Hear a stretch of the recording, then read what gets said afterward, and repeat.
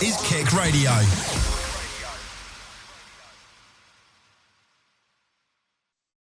Hello, everybody, and welcome back to the South Bank podcast. This is episode 29, I believe. Now, pushing that 30 mark. Unfortunately, it's another loss we will be recapping. But before we get into that, Cam, you look fresh off the beaches of Miami rather than enjoying the pain of Molineux on Saturday. How have you been? Well, I personally have been great. However, unfortunately, I still have the old ball and chain of Wolverhampton Wanderers tying me down and potentially ruining my holiday, which is never what you want to have. But to even be on holiday at this point of year, it's something, I've got to say. Yeah, I know where we would have rather been on Saturday. I'd be much willing to swap positions with you if you'd have asked that day. But unfortunately, like 30,000 others, I was at Molineux to endure what was quite painful defeat at the hands of Leeds United, has to be said. Somehow, some way, the worst performance of the season so far in a dismal start to a season. It was one going into Wolves fans, I think, majority was labelled a must-win for Leeds, perhaps a do not lose. But wow, what a disappointing afternoon, wasn't it, Cameron? Well, it appears the Wolves have really been tamed, Jacob. We are just absolutely pathetic as a side. We have no desire, no creativity, and absolutely no defensive foundation. I think that was very apparent on Saturday. You should not, under any circumstance in the Premier League, if you are a team with any reasonable ambition to even stay in the league, be conceding 3 at home to Leeds United. It's just pathetic all round, if I'm honest. I don't think it's even at the point where fans can blame just Vitor. It's Fosun. It goes so much further. But then Vitor himself, he's on a new 3-year deal for his hard work. And it's not like we haven't seen this happen before with Gary O'Neill. And undoubtedly, I wouldn't be surprised if the club sack him around Christmas time and then use this as their typical FFP excuse. We can't spend any money because we used it all on Vitor's contract just to sack him. And I think poor business decisions like these over the last few seasons, regardless of this one alone, it's just these bad business decisions that have really cost Fosun most likely Wolves' place in this league. Yeah, well, I'm just going to touch on the week leading up to the Leeds United game. You've already said mostly of what needs to be said, but I believe, was it Wednesday or Thursday, we saw Jurgen Strand Larsen pen a new deal at the club without a release clause in his contract, which interests me. Cameron, do you think there's been some kind of gentleman's agreement in here? Because to me, the release clause seems bizarre, because that now gives Larsen the power to have something similar to what we've seen with Alexander Isak at Newcastle, where he can now, the player has the power to go on them kind of strikes, demand, and move out. There's no fixed fee Wolves can ask for. Or is it better for Wolves where we can ask for what we want and potentially actually get the money that we need off a player, which will be a nice change? Well, it's a fine line, isn't it, Jacob? I think with both there comes an element of trust you have to put into Fosun, and it's one that at least myself and most Wolves fans simply won't have. Alexander Isak is a situation where just when a player throws their toys out the pram, the club are helpless. And that's where even players like Cunha, potentially, who fans saw that kind of thing happening with a release clause, stop that. And he's still left on relatively good terms, despite portions of our fan base being against him. But I'm not sure. I don't think Fosun are capable of getting a good deal. And if anything, while a release clause ensures we receive a certain sum of money, I think the idea is correct, but I just don't trust Fosun to execute it. Yeah, I do fully echo those thoughts. For me, it was a strange one, but no stranger than the next day when it was announced that Vitor Pereira had put pen to paper and signed a 3-year deal. Now, Cameron, cast your mind back 2 or 3 months ago. This would probably be brilliant news for Wolverhampton Wanderers fans. we'd probably be all on board for this. But at this point in time, it feels like we've been here before. It feels like we were here 12 Yeah, months we ago. certainly have. This is a stat that I saw, and this is really puts it into perspective. Gary O'Neill was given a new contract, having not won a Premier League game since May. Around this point of the year, Vitor Pereira with Wolves has not won a Premier League game since April and has been given a contract. Obviously, we beat West Ham in the Cup, but that's one win in the Ooh, wow. 11, We beat 11 West Ham. competitive matches.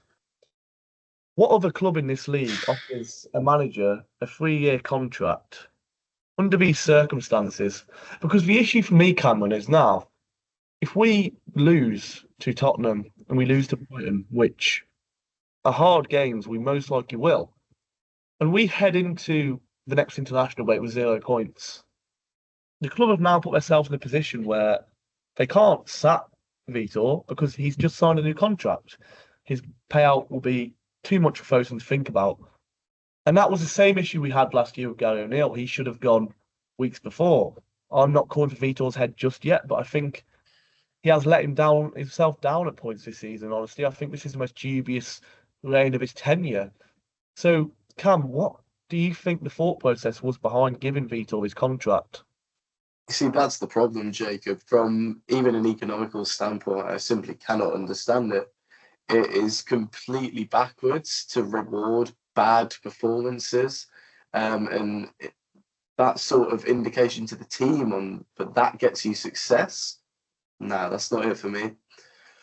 I think the players for them that surely instills some kind of toxic workplace culture when you see the man who's making questionable decisions, late substitutions at that. Some of these players who are apologising on social media over this last week, I think have been very surprising. It's been a lot of the players who simply aren't at fault, like Rodrigo Gomez and Fer Lopez. And when it's the younger players who are the only ones coming out on social media to apologise to the fans for this start, I think that speaks volume as to the levels of maturity in that dressing room also. Well, unfortunately, all we have are young players. That's another problem here. We've got no experienced heads anymore. But we will dive fully into the game now. Despite the somber ending, it was quite a nice start for Wolverhampton Wanderers. Although I don't think we were playing well in this time. We had a break on the edge of the area. It's going to be a very rare compliment to Emmanuel Agbadou in this episode because, my God, is he going to get a bit of words said about him later? But he wins the ball very well in the Leeds half. The ball into Tolu is good. He holds it up well, which I was impressed with Tolu's hold-up play again. And Fer Lopez with a brilliant ball into Qureshi, who was by far Wolves' best player, not that there's much competition on Saturday, who stabs it past the keeper. And Cam, this point 1-0 up against Leeds United, surely any other football club sees this as a very advantageous position, carries on and wins this game, but not Wolverhampton Wanderers, was it? No, every other team, I think, in the league, regardless of how bad they are, they can at least go on and get a second and win 2-0. This Leeds United side are not exactly well beat as they're very poor. You've got a Finnish striker up top in Calvert-Lewin, and we just love to give Finnish strikers goals. How many times do we see it down the Molineux? We'll get onto that goal later. I really thought for this goal, Jean-René Bellegarde actually does quite well. He has one touch in the whole goal, but completely gives Fer Lopez the opportunity to dink it over into Qureshi, who's making a brilliant run from deep, by the way.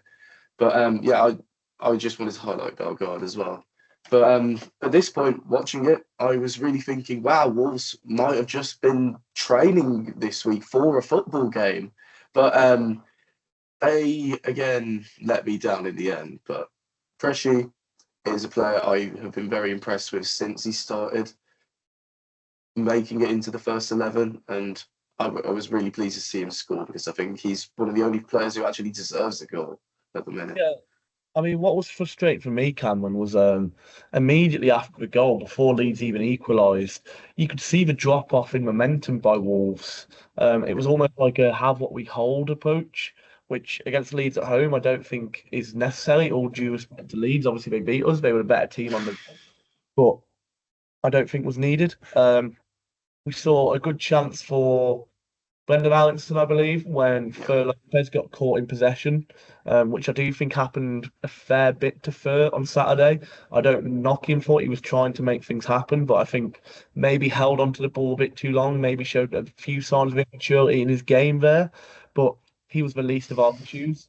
But then the equaliser did come. It was a fantastic cross from Jayden Bogle, but how has he been afforded the space? And then between Mosquera and Agbadou, somebody's got to be beating Dominic Calvert-Lewin. You labelled him as finished, Cameron, but we know that in the air he's still got a presence.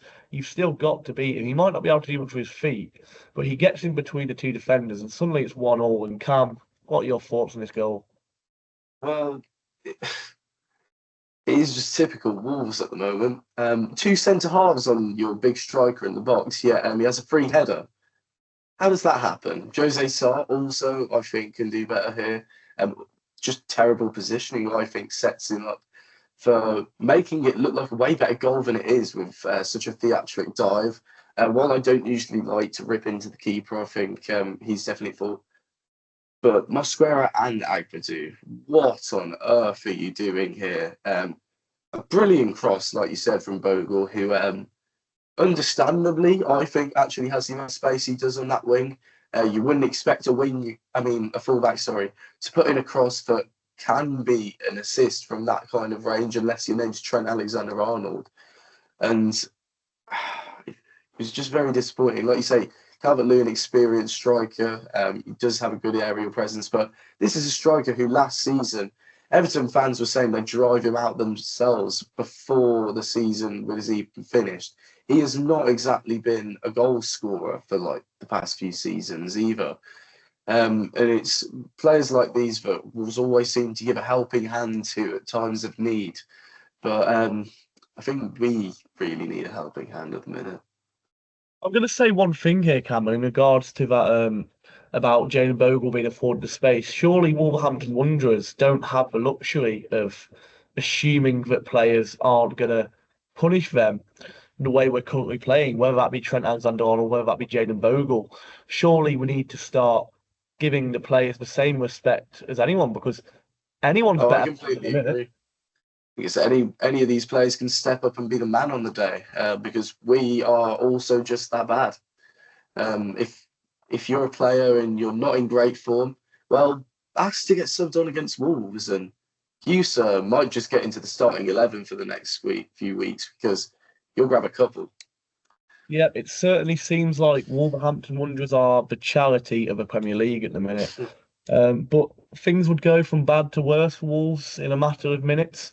A free kick given on the edge of the box that in the ground, I think me and a lot of people fumed at, not believing it looked like a free kick, but looking back on match of the day, it's an obvious foul. But upsets Starch, I want to say. Sorry if I'm mispronouncing his name. Starch. It's one hell of a free kick right into the top corner. But again, for me, Jose Sá should not be getting beaten here. Yeah. He almost presents a big sign for Starch to hit the ball into his near post. And like you say, positioning once again, awful. And when you think back to Sam Johnson's performance against Newcastle, did he really deserve to be dropped for this game? No. For Jose Sá, who ultimately was poor for all three goals, I thought, Cameron. And he's been poor for quite a while, may I add. While I think every game he makes at least one really good save, to be fair to him, the mistakes he's making now are just pure judgment errors. You can't be positioning yourself in these places and then complaining about how all they have to do is stick it in the far end of the goal, because you're only covering one half of it. Also questionable decisions on when to come out and be off his line, but those are not really related to this goal. Obviously, I want to give all credit to Robin Starch, because what a free kick. That is just unbelievable postage stamp at the top right.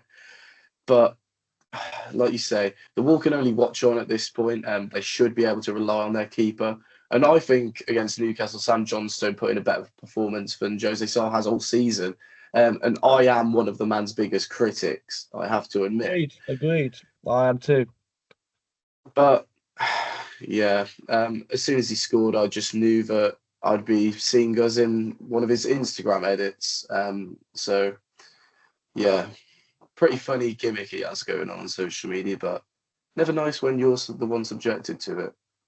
The issue lies for me, Cameron, is we saw rumours that Jose Sarr was departing this summer. We saw rumours that Sam Johnson was departing this summer. We saw rumours that Dan Bentley was departing this summer.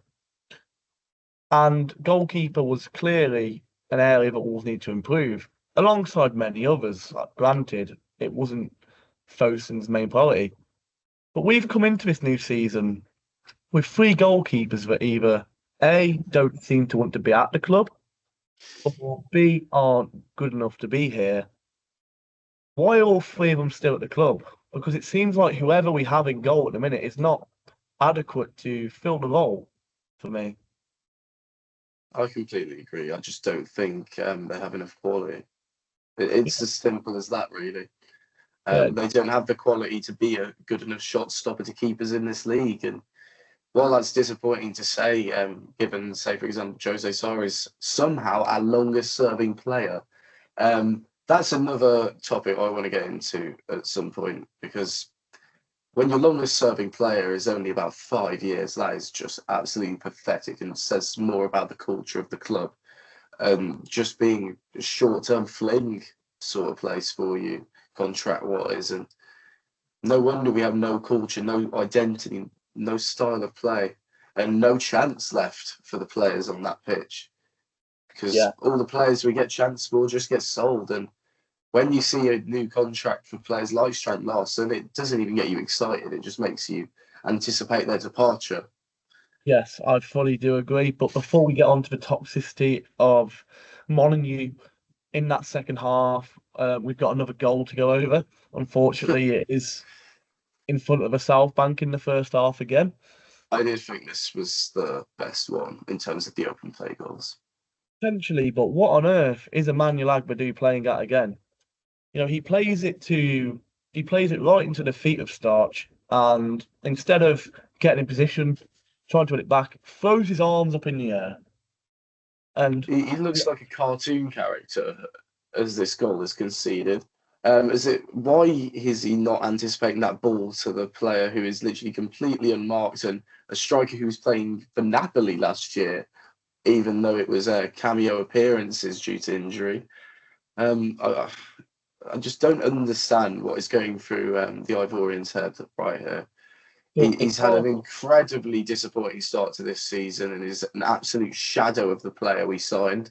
I don't understand how Vitor insists on playing him game after game after game when he's clearly exactly, and he's clearly not up to the required standard, or probably in the right headspace even to be playing. Because there's no way you drop off that badly without some of it being up in your mentals. Yeah, I think me and my dad both said that there's something not right with Emmanuel Agbadou. You don't see a player turn this abhorrent overnight when they're that good originally. But what frustrated me on Saturday, whilst we're on the topic of Emmanuel Agbadou, is Wolves switched around the personnel in the second half, almost to a back four at the closing stages. Screams desperation. Yerson Mosquera goes off, who, whilst was at fault for the first goal, was a lot more solid than Agbadou. And Totti Gomez went half wide. I didn't think was having a bad game at all, Totti. I don't think he was at fault for anything, really.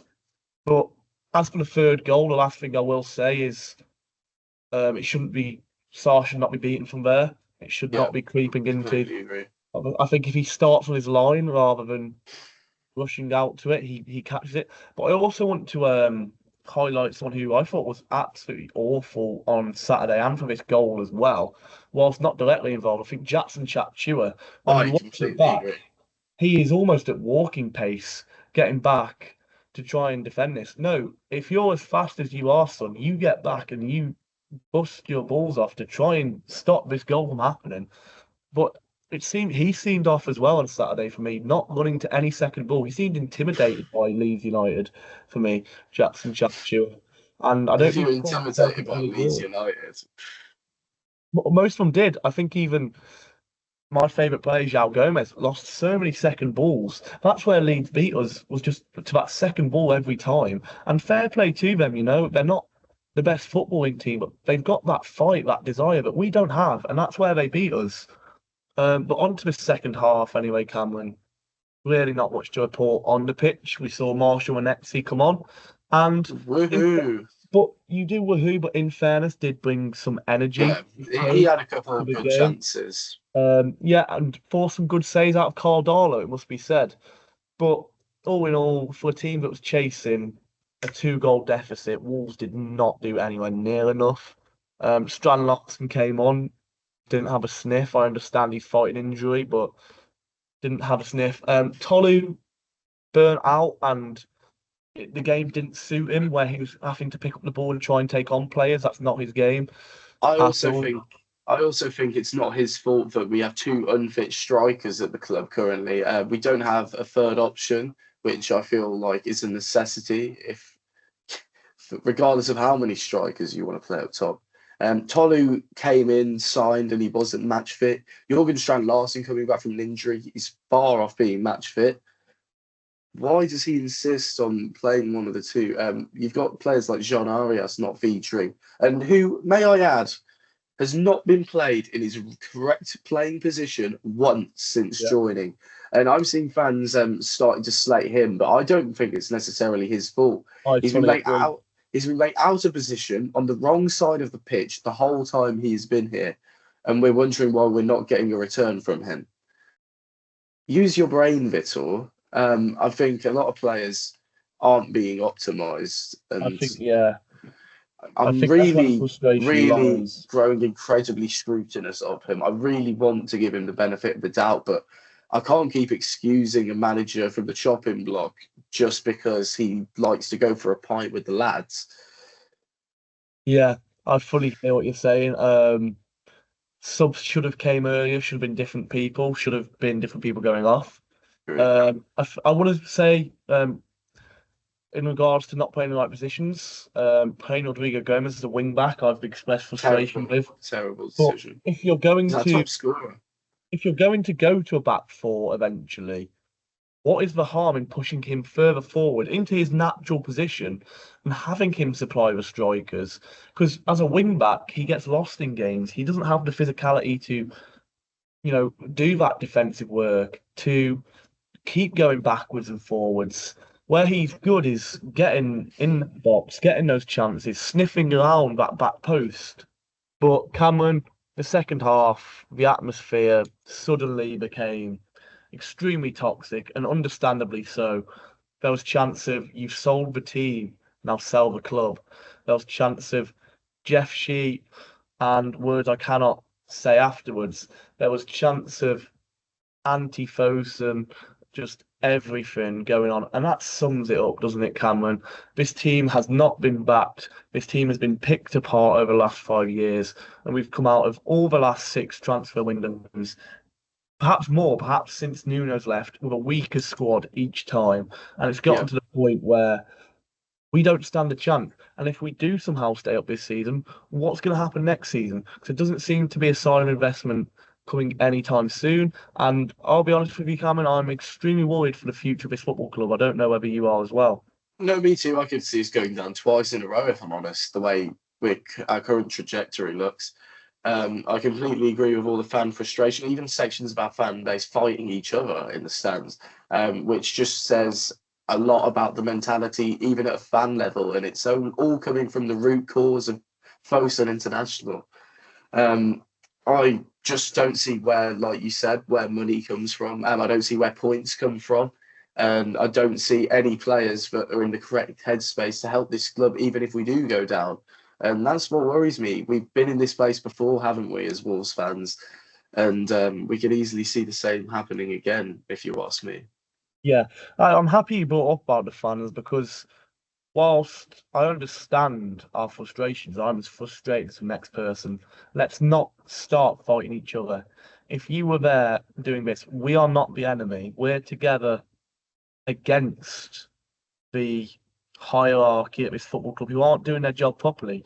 It's not the person next to you's fault that you're frustrated. If they have a difference of opinion to you, that's fine. We can't start fighting amongst ourselves because what's that going to help? It's going to create more division within the football club, create a more toxic atmosphere, which, yes, may be needed with the owners, but those players on the pitch, unfortunately, it's not their fault they're not good enough. It's not their fault they've been paid to put this shirt on.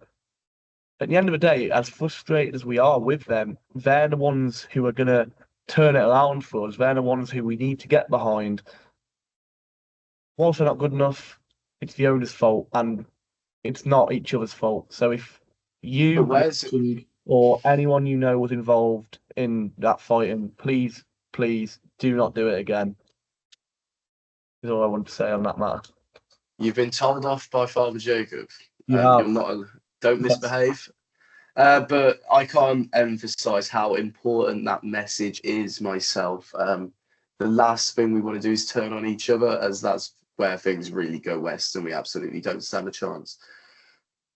But like you said, you highlight the root causes, and this is what we need to start showing our voice about, I think. And what worries me is, say, for example, Everton tonight in the Carabao Cup. At the time this goes out, the game might have already happened. It might have not.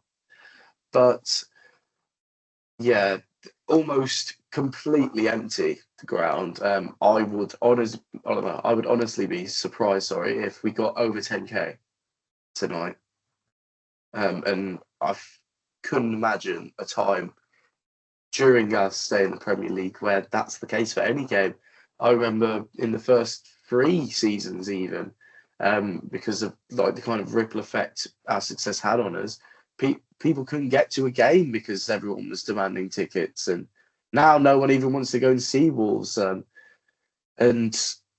it just shows there's just negative vibes all throughout the club. I hate to use that terminology, but I think it's very true. And I just, even if I was a player, I can't imagine looking forward to work at the minute. No, and that just sums it up, doesn't it? Like you say, not even a pre-season level attendance at Wolves tonight, and you can't blame the fans for it. I will be there, but I don't knock any fan for not going. I mean, I wrestled with the thought of not going myself. It's only because I'd already purchased my ticket that I'm there. But hey ho, we look ahead to a massively exciting Carabao Cup draw tonight.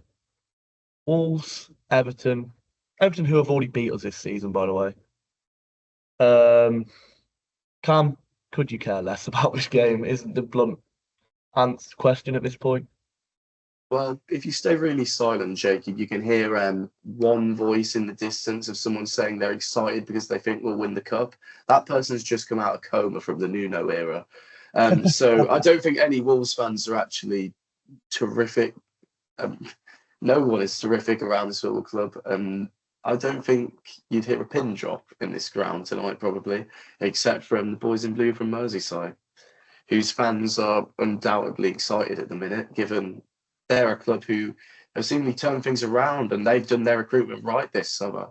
I think Everton, a team that we were far ahead of at one point, then sunk to the same level as.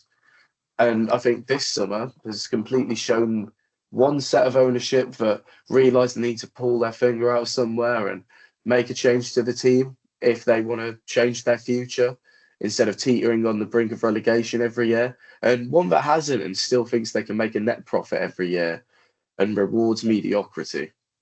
Yeah, it's an interesting point, and I think Everton is a team that Jeff Shi and Fosun should be looking at.